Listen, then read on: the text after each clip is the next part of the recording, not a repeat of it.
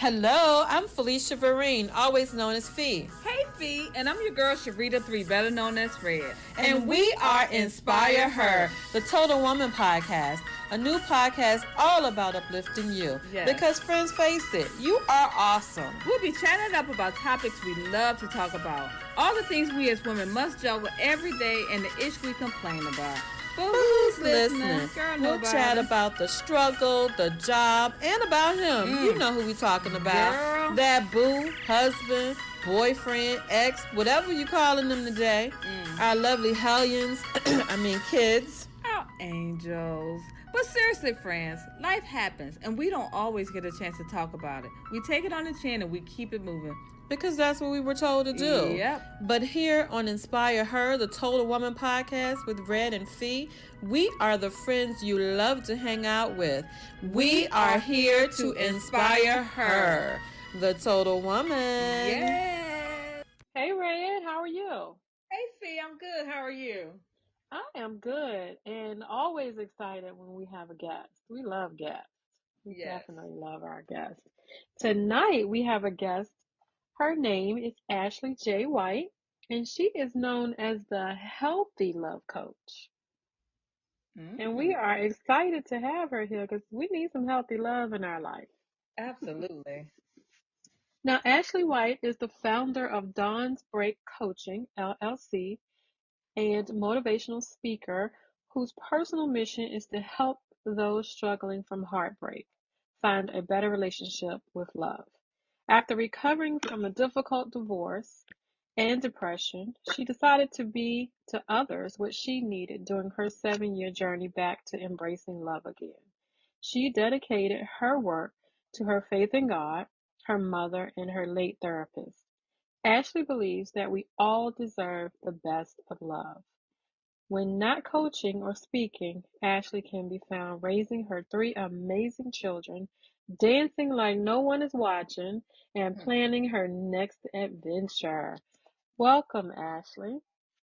Thank you so much. I'm glad to be here.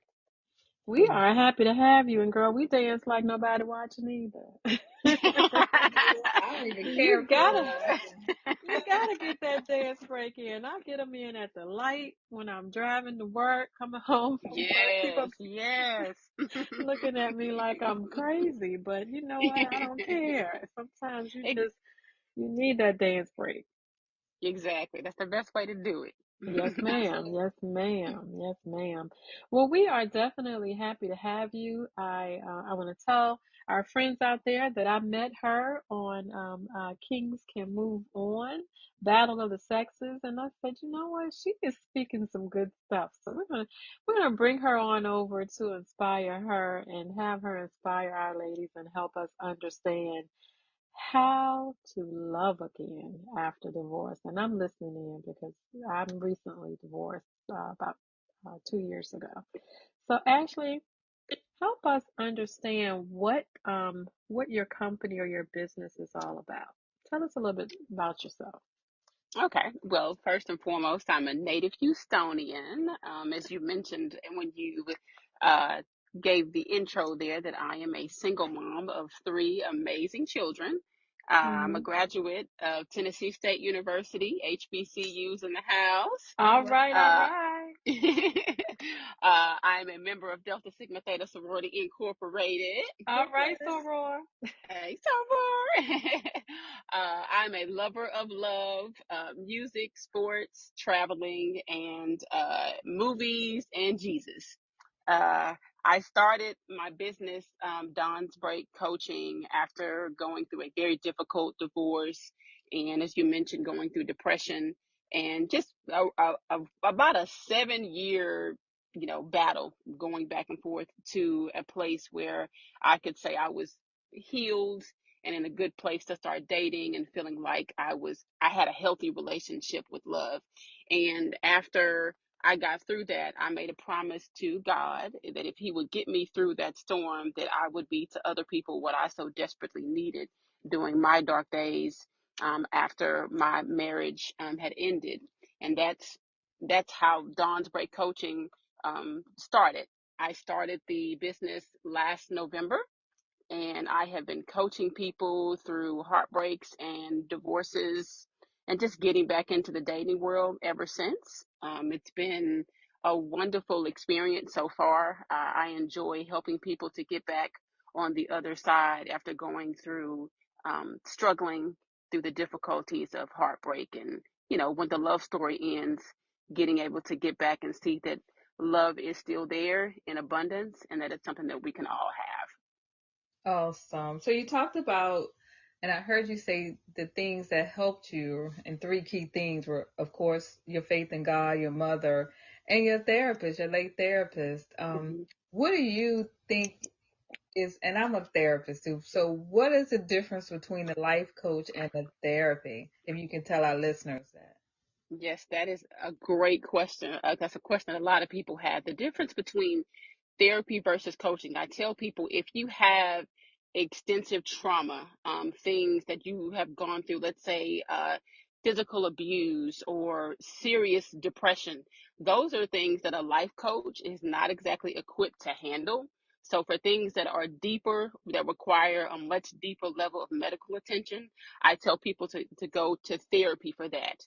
Coaching is when you're kind of coming out of the depression or out of the hardness of the situation and you're pretty emotionally healthy, you feel good. Coaching allows you to get a little bit more closer to the person than therapy will, because of course there's laws and rules around what therapists can actually say in sessions and what they can reveal. A coach can get a little bit more hands-on in terms of guidance and telling personal experiences. So if you want something that's a little bit more involved with the person that you're actually working with, that's where I would say coaching comes into play. And I tell people all the time to do both if you can. Yeah. Do the therapy for the part that requires somebody that's actually going to school and knows how to diagnose certain things. And then you can have a coach to help you on those kind of daily things that maybe your therapist is not available to do. Then you could have the coach to kind of help you through things like that. So I think they both can work well together. I did both. I did about 3 to 4 years of intensive therapy, and then I've been doing coaching for about 2 years now. I have a coach that I meet with once a week that I talk through things to as well. So I think they work well together. I have people that I've come to me for coaching that I have actually recommended go to therapy first and then come to see me. So that's the difference there. Coaching can be a little bit more hands-on than therapists can be. Absolutely. Did you do any formal training to become a life coach? I know they do have seminars and training and classes that you can take to become a coach. Is that something hmm you did, or you just went on your personal experiences and things like that? I did a little bit of both. I have about 20 plus years of project management and risk management experience through my job. So I've been taught how to analyze problems and come up with a solution for 20 plus years from the corporate standpoint. So I took my expertise in just diagnosing problems and figuring out how to map people to where they want to be from A to Z. I just said, well, you know what? Based upon my experience in the professional world, I can take that and use that for coaching based upon the experiences that I've had, what I've gone through. And I also do get advice and special kind of little mini seminars with my coach that I use right now. Sometimes she'll tell me this is what to do and kind of give me guidance in that way. So I'm kind of like a three-part way. So I've got a little bit of a gumbo of experience there. Awesome. So if I came to you and I say, hey, Ashley, I am going through a separation, a pending divorce. What would be the first step that you would take with me? Like, how do you initiate the coaching? First, I'd like to find out where the person is emotionally, because that's where I can assess whether they need coaching or whether they need therapy. And so first, that's my first step, is just to do an overall assessment. I find out where they are emotionally. I will find out what's your relationship with love? What's your history in terms of love? How did you grow up experiencing love? and finding out kind of if you're coming out of a marriage or you're considering getting a divorce, kind of where things are. What have you experienced? And then based upon your answers to those questions, then we can make a determination on where you are and what I think, based upon what you're telling me, is the best roadmap to get you where you want to be.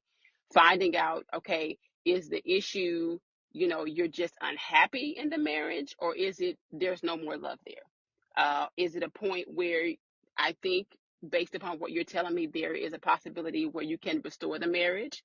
I do believe and support marriage, so I'm never going to advise someone to get a divorce unless there is emotional, physical abuse, or based upon what they're telling me, there's no way back to love in that situation.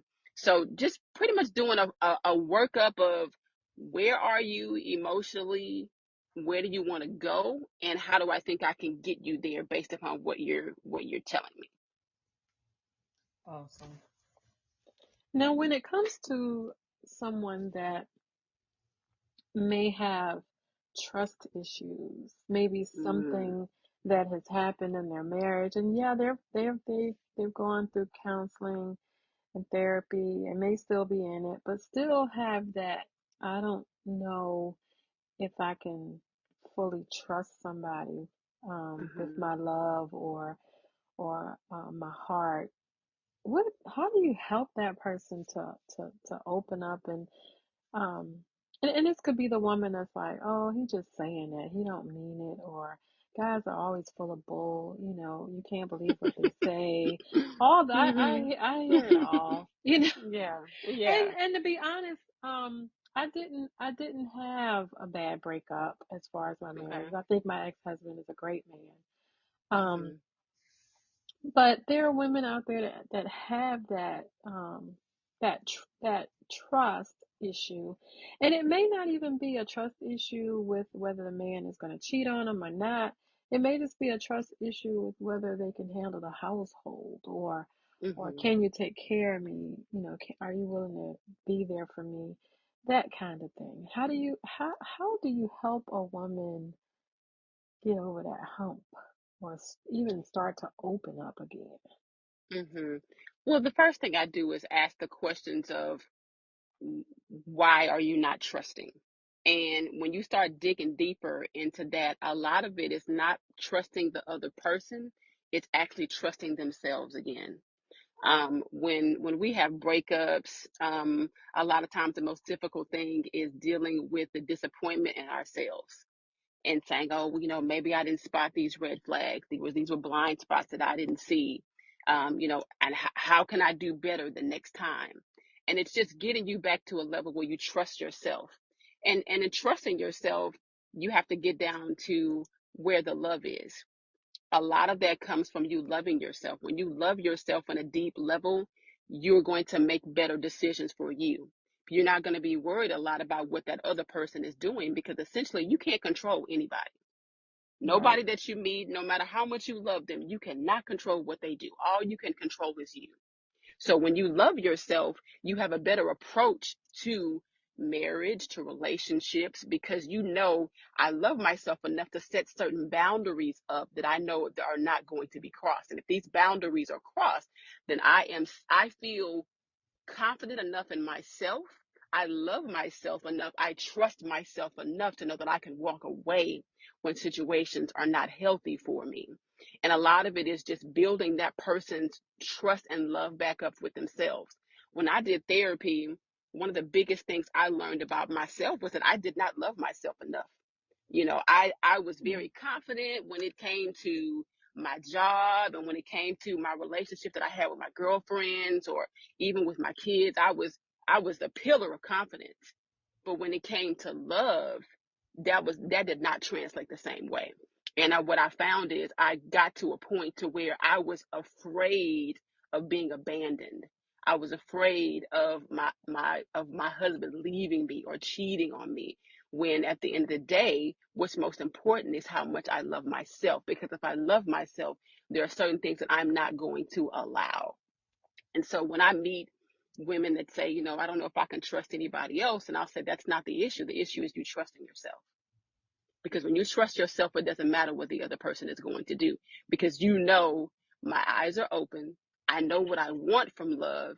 And if this person is not feeling the boxes that I know I need to be in a loving and healthy relationship, then I have the strength to walk away. That's awesome. One thing you talked about, the abandonment. How important is it, you feel, to resolve or work through some of those childhood traumas and issues growing up, like an absentee father, absentee mother, growing up in an abusive family, as it is to work on that prior to getting into a relationship? Oh, now, I think it depends on how deep those issues are. If you had some really bad sufferings as a child that requires some extensive help, that's when I would say you need to sit with a therapist, and work through those things before you enter into a relationship.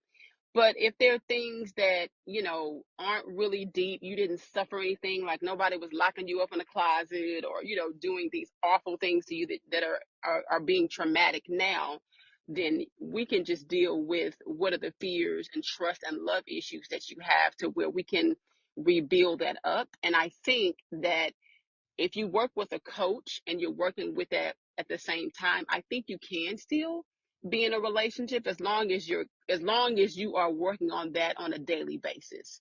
I think in the healing process, you're never going to get to a point where you're completely healed from anything. I feel like healing is a journey. From the moment you open your eyes to the moment you close your eyes, you're going to be healing from something. So I don't like for people to think that, oh, I have to be perfect or I have to have everything healed before I can entertain a loving relationship. You can be healing and love at the same time. It just depends on where you are in terms of that journey. If you've been in coaching or therapy for a year or so, and you feel that you're in a good place emotionally to be with someone else, I think you can, as long as you're very upfront with that person as well, to let them know, look, I'm in therapy for this. And letting them know and acknowledging that to that person that you're going to bring into your life, just to give them the option, because if they may say, I prefer not to be with you while you're going through that, just to be open and honest and communicate with the person that you're desiring to be in a loving relationship with, just to be upfront about it. But I think you can do both. Yeah. Do you find that there are, and I kind of think I already know the answer to this, but do you find that there are more women than men that are willing to go through therapy and or um, coaching? Definitely more women, yes. But believe it or not, I've had quite a few males come to me for help. A lot of times they slide in my DMs, and they'll ask me a question, or if I see somebody out, at a social event, they'll come up to me and they'll say, "Oh, something you said really helped me out." I think the stigma of that is changing, and I think more men now are seeking therapy and seeking coaching. As I am back out in the dating world myself, I'm meeting a lot of guys on dates that are openly saying, I'm in therapy. I just went on a date last night, and one of the things the guy said was that he's in therapy. So I'm very encouraged that that stigma is changing, and a lot of men are now seeing the value of therapy, and going and getting a coach, getting a therapist, and getting to a point to where they can be healthier for themselves and their families and for future relationships. So I think it's changing, but definitely, yeah, way more women actually actively seeking to be healed. But I think the men are getting it; they're coming along. So you say you have 3 children. How Yes. difficult was it to go through this healing process and still parent, and you be there for physically, spiritually, everything? Oh, it was tough. It was not easy because when my marriage ended, I had 2 kids in diapers, so it was tough.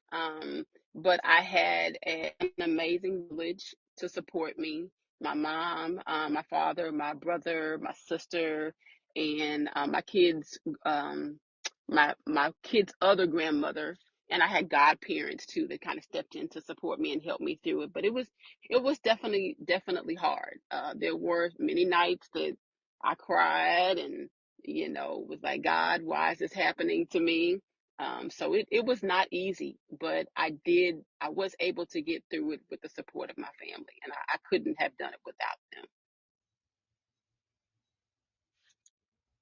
I know you said that um, you went through a very, you went through your marriage and you were dealing with abandonment and depression. And how long, and I can't remember exactly how long you said, but how long was it before you were able to see clearly to start helping other people go on that same journey that you went on?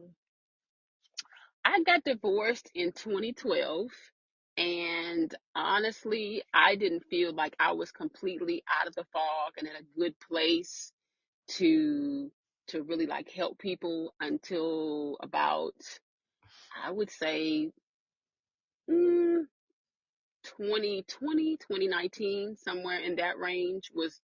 I always say it was a 7-year storm. So within 7 years, by 2019, I felt like I was finally out of the storm and in a good place. And then once COVID came, that's when, we were all kind of isolated at home and thinking about things. And the Lord kind of tapped me on my shoulder and said, hey, remember that promise you made to me that if you got through this storm, that you would help people to get through the same thing that you needed, when you were going through your downtime. And after that, I said, okay. So COVID kind of pushed me into starting the business and to what I believe, has been my purpose thus far. And that's just pushing healthy love and being there for people that feel like they don't have anyone to talk to, that there's no one out there that really understands what they've gone through.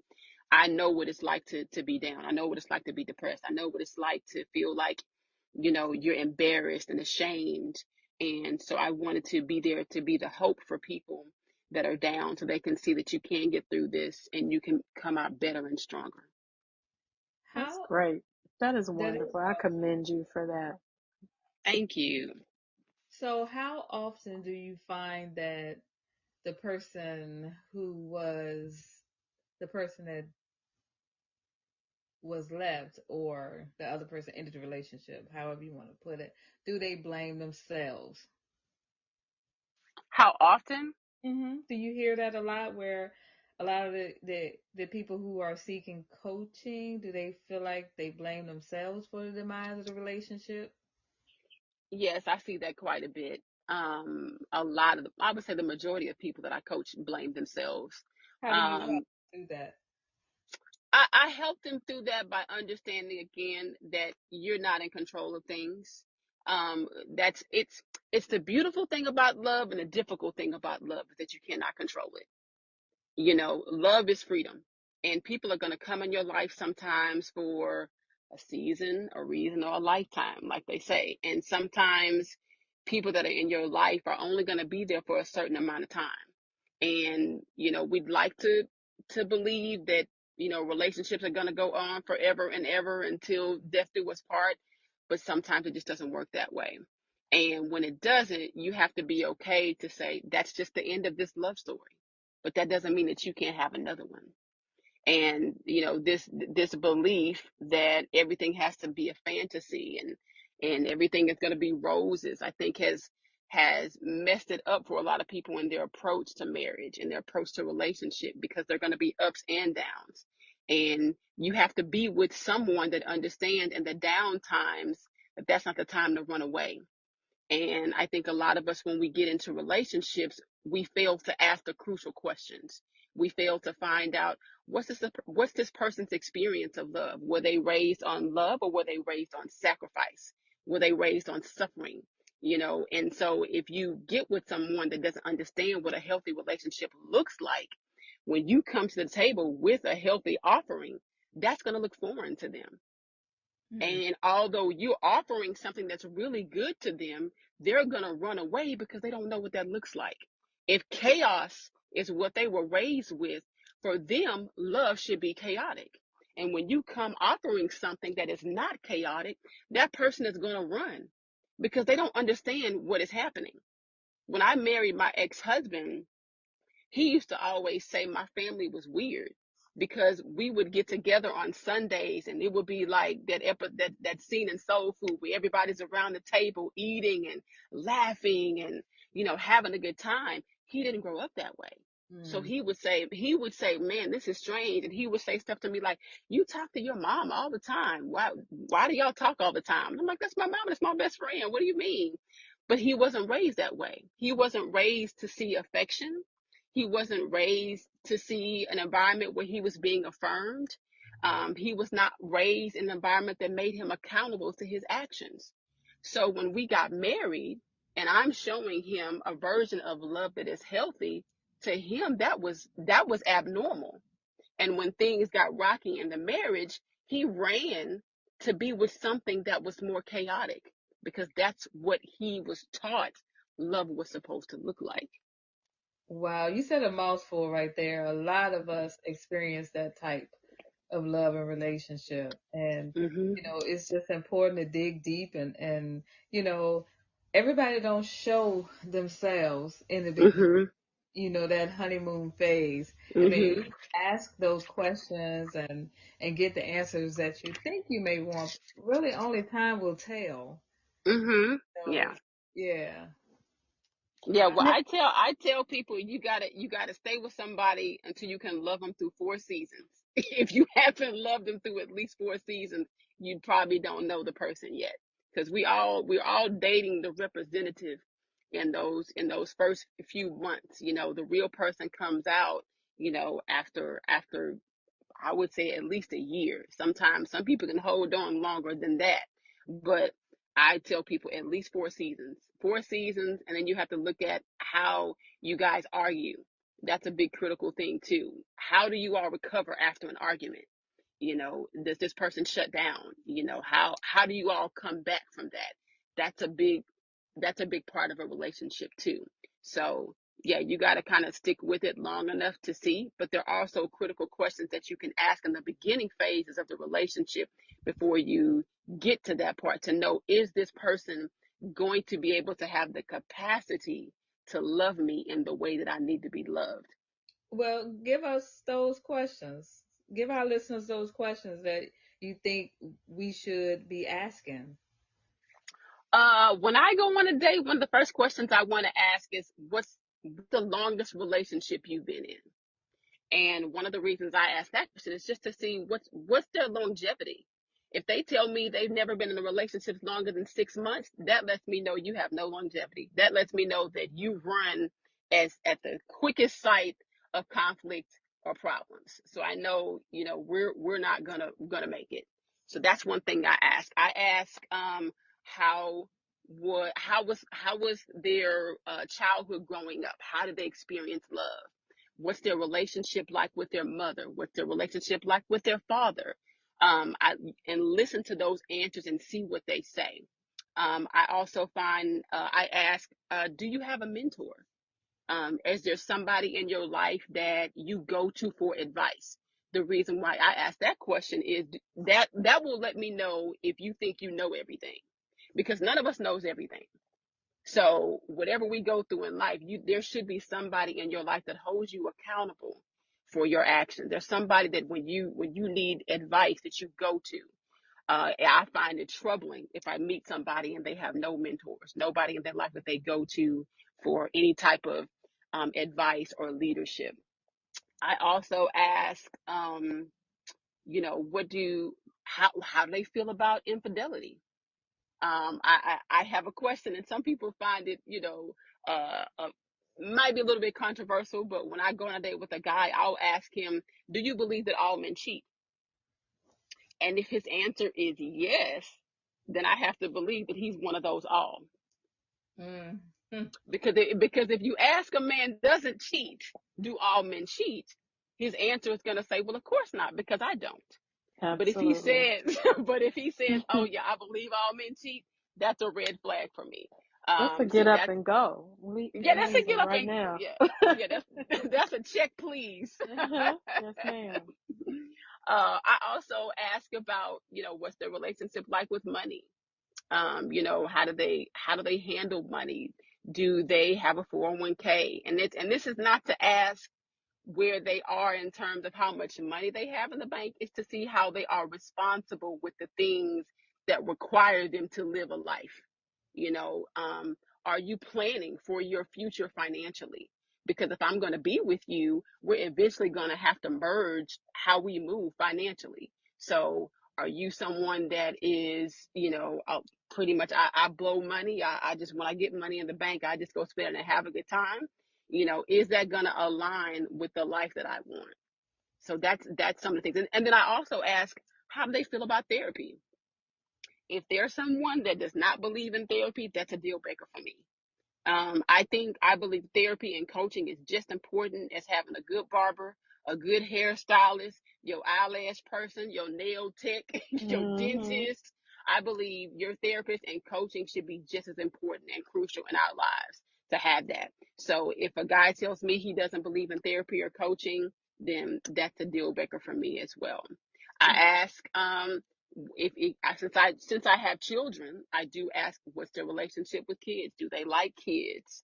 How do they feel about that? I watch how they treat people while we're on the date. How do they treat the wait staff? Or are they rude? I look at how their heart is. Are they generous? Those are things I look at as well. So if you ask these questions early, you can weed out a lot of people. I make a joke and tell my girlfriends all the time, I can weed out crazy real easy. It only takes me about 2 conversations to weed out crazy. And if you ask these questions early enough in the dating phase, you can get rid of a lot of people and avoid a lot of drama beyond just asking what's your favorite color and what you like to do in your free time.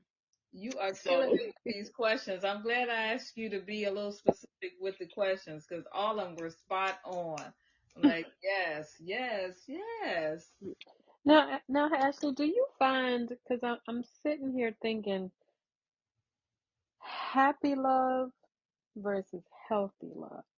Because I see people that's out there, they happy, they are um traveling, they're doing everything you name it. They're looking happy.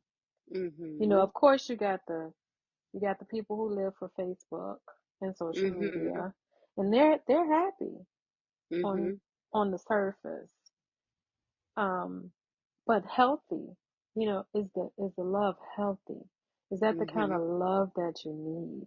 Is that, Mhm. do you help them, coach them between the, and you may not word it the same way I do, but I look at it as happy love versus healthy love. Happy love may Mhm. only last for a little while. Mhm. Healthy love may have more longevity. Mhm. And I wonder Yeah. sometimes, do we even know the difference? Because once we're happy, we think, oh man, this is it. Mhm. Yeah, I think a lot of people struggle with that, which is why that's like my main mission to preach that is healthy love versus not just. That's why I don't just say I'm a love coach. I say I'm a healthy love coach Mhm. because healthy love, it's a lot of layers to that. Happiness is temporary, and I don't believe that you go to relationship looking for happiness. You have to be happy before you enter the relationship. If you think Absolutely. yeah, no one, and I think it's unfair to put your happiness on the shoulders of somebody else outside of you. It's an inside job, and you should never rush into a relationship or be in any relationship where a requirement for somebody to be with you is for them to make you happy. That's not what relationship is about. Your happiness has to start within you. They need to be happy as an individual, and you need to be happy as an individual. And then y'all come together, and it's just happiness squared. But neither of you should be depending on something outside of you to bring you happiness. Now, when we talk about healthy love is knowing that I have the safe emotional and physical space to be with you. That means if I come to you in a vulnerable state, can I trust you in my openness and my vulnerability that you are safe for me to do that? Can I trust that the things that I tell you in confidence, they aren't leaving the room? Can I trust you that if I have a difficult day at work, that I can come home and I can tell it to you, and I know that you are listening and not rushing off to do something else? Do I know that if I can be broken in front of you, that you're safe, you're a safe space to pick up the pieces? That's what healthy love is. It's knowing that if I get a call from the doctor and the doctor says, Ashley, you have stage 4 cancer, that I know the safest place for me to tell that is you. And that I know that you're going to love me through sickness, through health, that you're going to be there. And as we get older, the things that we go through are going to get heavier and deeper. So the requirement of making sure that your love is healthy becomes even more crucial as we get older, because our bodies are going to start to break down. Our parents are going to die. And that's a huge thing too. I tell people all the time, get into a relationship with someone that when you have to bury your mother and your father, the only people that you know can truly love you unconditionally in this world, that's the person you want standing next to you. Because once you put those two people in the ground, this is the person that has to stand in the gap. And if somebody had told me that before I got married, I probably would not have married my husband. Wow. Wow, that says a lot. That says a lot. And I'm taking notes. So if I'm slow to respond, if Yeah, I'm this is slow to good stuff, respond, Ashley. This is eh, really good stuff. And I'm a therapist, so it's giving me a different way to look at things as well. Like you said, there is more flexibility in a life coach and being able to share your own experiences. So there is a huge difference. So I'm really like learning a lot from what you're saying and how you're breaking it down. So I just think this is awesome. Thank you. Thank you. so Ashley, one more question that I wanted to ask you. Do you believe, because we had an episode talking about the 5 love languages. Do you Hmm. believe in the 5 love languages? Like, I do. I believe in them. I believe it's just a start, though. I right. don't believe that. I don't believe that that's everything. I did. Matter of fact, I did a post today on my Instagram about um, love and then the experience, because a lot of us, what we'll do is we will sit down, we'll make a list of everything that we want out of that person. I want them to look like this, or I want them to have make this much money, I want them to be adventurous, I want, you'll say everything you want out of that person. But what we fail to really look at is the experience of love, and how do you want love to feel. Because see, the love languages and everything that you want from the person in terms of character, that's the package. The experience is the ingredients. So sometimes you can find the right package, but not the right ingredients. And the ingredients is the experience. So you can meet somebody that can check off all the boxes, but they can't give you the experience of love that you actually need to be satisfied. So it's And important. Go ahead. and that was one of the things that we were talking about, me and Red, because we were saying that I had to sit back and realize that a lot of times I'm loving the person, I'm loving my partner the way I want to be loved. Now, Mhm. if words of affirmation and physical touch is my love language, physical touch might not be his love language.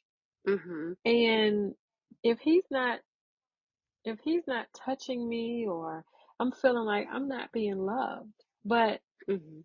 a lot of times we have to look at it from their point of view as well as ours, and understand each other's love language. Like you said earlier, everybody doesn't grow up with the physical touch, Mhm. the loving, the hugging, the kissing.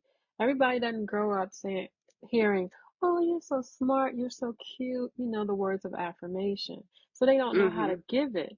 And then you end up thinking, he don't love me Mhm. because he's not giving me the kind of love that I'm used to. Right. And that's what we figured that out. Like, we gotta love people how they need to be loved. Mhm. Maybe running up to him soon as he gets home and kissing all over him and all that is not what he needs. Maybe Mhm. a warm bath and a nice cooked meal, acts of service is what he needs. Mhm. I think a lot of times we need to think about that. That's why I asked you, do you Mhm. believe in the love languages? Yeah, I do, but I also believe that we have to be realistic with what we can give. Because like for Mhm. me, my love languages are quality time and physical touch. So if I'm dating someone that's not their love language, it's gonna take a different level of effort for them to give me what I need. Right. And sometimes that person just doesn't have the capacity to give me that. And Right. so if they don't have the capacity to give me that, it doesn't mean that they're a bad person. It just means that's probably not my person. Unless they're willing to change their love style, which is not an easy adjustment. Like for me, I don't know, I would have a difficult time dating someone who could not accept physical touch, because not only is that the way I feel love, it's also the way that I express love. Like in Right. my last relationship, the guy that I was dating was not very affectionate. And so he wasn't affectionate towards me, but then when I was affectionate towards him, that wasn't the way he wanted love. So it was a very difficult relationship, because I couldn't feel the love from him, nor could I give love in the way that I'm naturally, designed to give it. So you have to date figuring out, okay, if I meet somebody that can't give me my love languages, is that somebody I need to entertain? Would I be Mhm. okay? Can I get those things fulfilled other places, maybe outside of the relationship, or is this something that I should walk away from? Because I know for me, if I can't have physical touch and quality time, it's just not going to work for me. And Right. and if I date someone that has a love language that I'm not used to doing, like I'm not a big gift giver. That's not my thing. I give gifts on your birthday and Christmas. I'm not a gift giver all throughout the year. So if I were to date someone that was big on gift giving, that might be a difficult love style for me to adjust to. So you kind of have to be realistic with what you can accept and what you can also give. Correct. I agree. I agree with that. That's a different way of looking at it as well. Love, And then man. and also too, with the love languages, I tell people this too. You have to make sure that you're not only practicing love languages in your relationship, but practicing love languages on yourself. Mm. Mhm. If like for me, it's physical touch and quality time. So I'm getting massages, I'm doing things to where I can have touch. I am spending quality time with myself, you I know. I put a post out there today. Don't forget to water yourself. Yes, You water your plants. Don't forget to water yourself.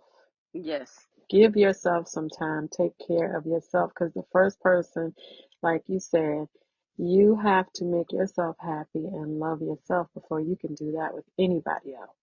exactly. So what's Definitely. next for you? Do you do any public speaking or any seminars or groups or online groups or seminars? Do you do any public speaking? I do public speaking, I do motivational speaking, and I do, of course, coaching.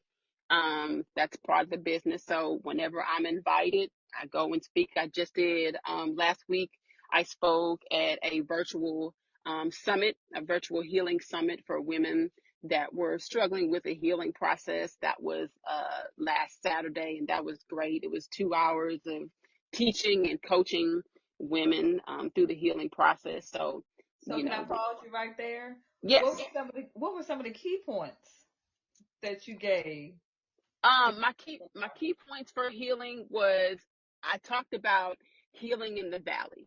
and when we're going through difficult situations in our lives, how we can maintain through the valley. So my key point was to, number one, don't isolate yourself.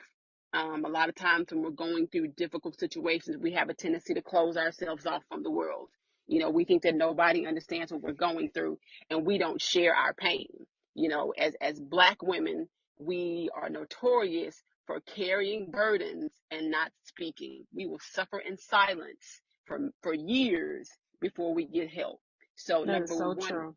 yeah, we would do that all the time. So don't isolate yourself. My second point was to understand that valleys in our lives don't mean that you are a failure. A lot of times when we go through difficult situations, we think that that's failure. We think that that's a consequence of something that we did wrong. That's just a consequence of life. You as long as you living, you're gonna have something. Everything is not gonna go right, and to not think that difficult things are happening to you because you did something wrong. The valley does not mean failure. It's opportunity for a lesson, and just to not think of it as a bad thing, but to change your mindset to, what is this storm here to teach me? What is this storm preparing me for, that could be coming down the line? And how can I use this situation to better me and not hurt me? And then I talked about just staying close in community to God, to listening, to not disconnect from the source. A lot of times when we go through these difficult situations, that's where we have an opportunity to get closer to God.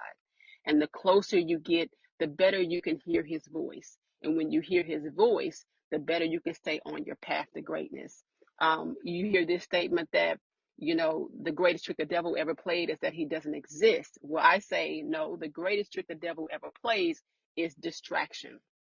And if he can distract you, he can try to push you away from the blessings that God has for you. Everything that God has for us, no one can take that away from you. But the devil can come in and distract you from what God has for you. So we want to make sure that when we're in valleys, we don't lose our connection with God. Awesome. So how important is forgiveness in the healing process?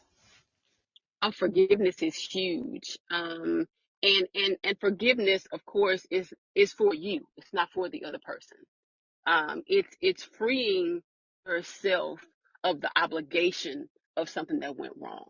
It's taking the weight off, and you just look back and you say, okay, look at where that person is and whatever actions that may have happened or occurred to hurt you, looking at it from a different perspective, and just saying, this person was loving me the way they understood love, and giving some grace in that situation, and saying, although we both came in with the same desires, the intentions some kind of way got off, but if you look at the situation for what it is and find the lessons and the blessings in there, then you can find a way to forgive. And once you forgive, you can release, because you can't heal until you forgive and release. Because if you hold on to that, the healing process will never conclude. It'll be forever. You'll never fully heal. It's like taking a wound and scratching it every day. It's never going to heal if you're scratching the wound every day. One of my favorite quotes is, not forgiving somebody is like drinking the poison and expecting the other person to die. Mm. It's just not going to work that way. So in order for you to heal, you have to release that, and that release is for you.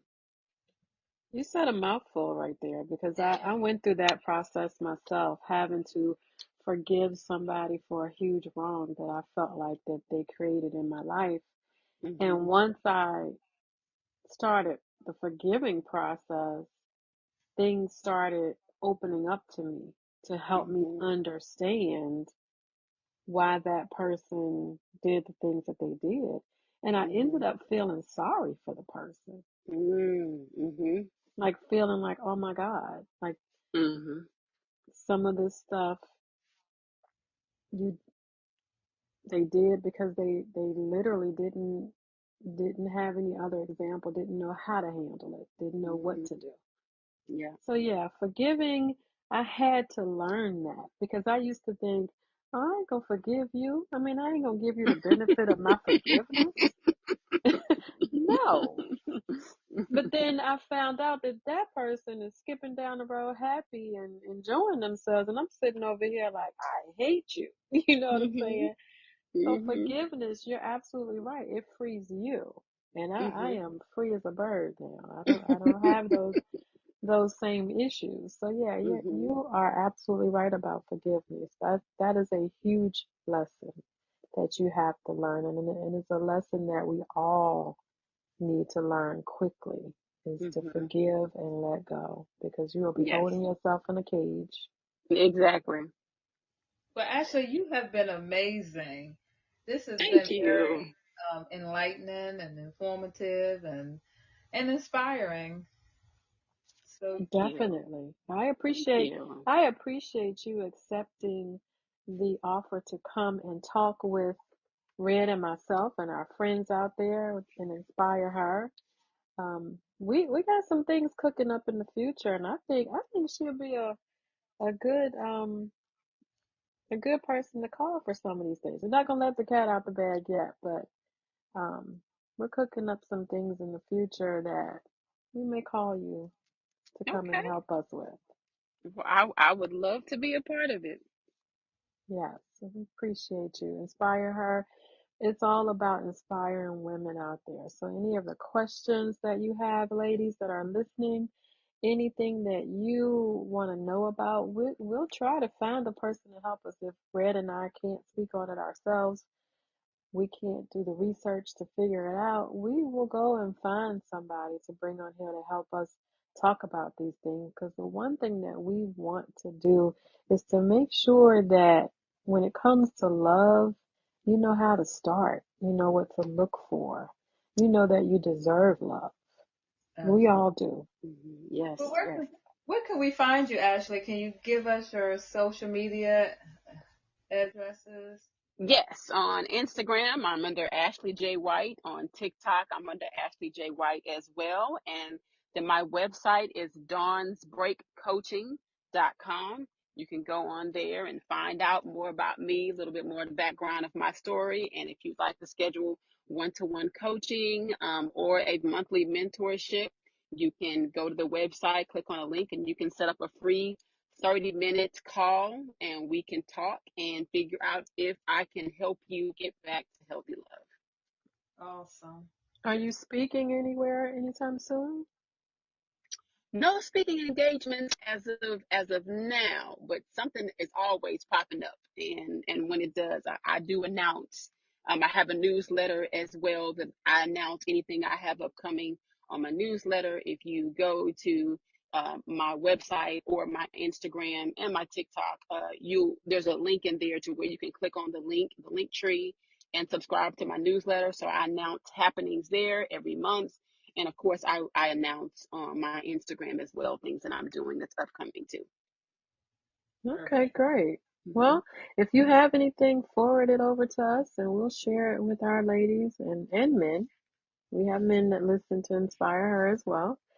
So we are more than willing to share, and we truly appreciate you giving us this time. Thank you. It was an honor to be here. All right. Well, Red, do you have anything else that you want to ask? Any other questions? Red was she's a therapist. She was firing off those good, thoughtful questions. Yeah, she has some good ones. No, I think you've been great. I'm definitely going to follow you and, support you as much as I can. So I Thank you. refer to you on some case. Oh, is there any cross lines or you can work with anybody in any states or anything like that? Anybody in any state. Okay. Well, I would Hmm. definitely be referring some people to you. Okay. See, there Yeah, you go. That's yeah. how you make connections. There we go. There we go. And I'm very passionate about helping people back to healthy love and getting people to a place where they can get out of a dark place, because I know what it feels like to be in a situation where you feel like there's no way out. where you feel hopeless.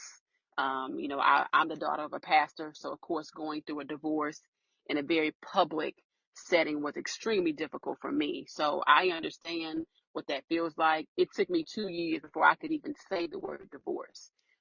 So I know what that feels like. I know what that burden, what that heaviness feels like. And so I am very passionate about helping people through the healing process, both men and women, because I feel that everybody out there deserves the best parts of love. I agree with that. I definitely agree with that. Well, thank you guys. Thank you, Ashley and Red, of course, for having another episode of Inspire Her. And those of you who are listening to us, if you have any questions for Ashley, want to get in touch with her, we are going to put her information out there on our page. You can DM us and we'll give you her information. I'm sure she would be more than happy to give you that 30-minute session for free to see if she will be a good fit for you. All right, guys, we are going to say later. Peace out. We are here to inspire her, the total woman. Yay!